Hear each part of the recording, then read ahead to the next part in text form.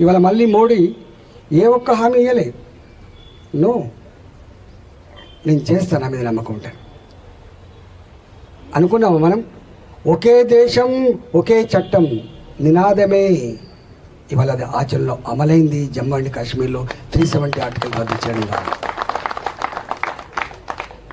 లాల్ చౌక్లో జెండా ఎగరాలంటే ఎగిరేస్తానని చెప్పి స్టేట్మెంట్ ఇస్తే నీ ప్రాణం హరి, రక్తం చెందాల్సిందే.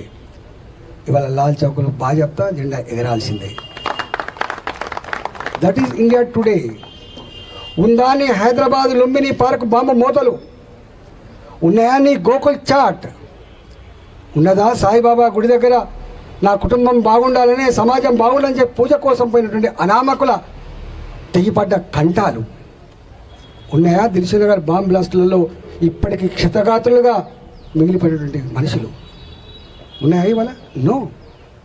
ఇవాళ భారతదేశమే కాదు, ప్రపంచంలో భారత వైపు కన్నెత్తి చూసినా, నా భారత్లో అలజడి సృష్టించినా ప్రపంచంలో ఎక్కడున్నా మట్టు పెడతా నా కొడుకు అని చెప్పి హెచ్చరించిన నాయకుడు నరేంద్ర మోడీ. గుర్తుపెట్టుకోండి.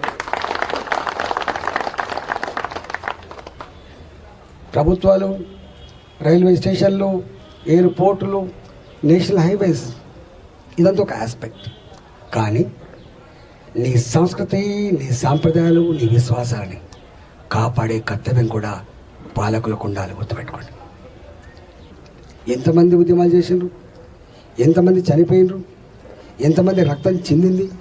చివరికి 500 ఏళ్ళ తర్వాత నా భారత సంస్కృతి సాంప్రదాయాన్ని కాపాడుకోవాలని చెప్పి ఇవాళ ఆలయాన్ని కట్టించి జై శ్రీరామ్ అనే విశ్వాసాన్ని భారతకు అందించిన మోదీ గారు. అందుకనే ఇవన్నీ నీ కళ్ళ ముందు కనబడుతున్న చరిత్ర.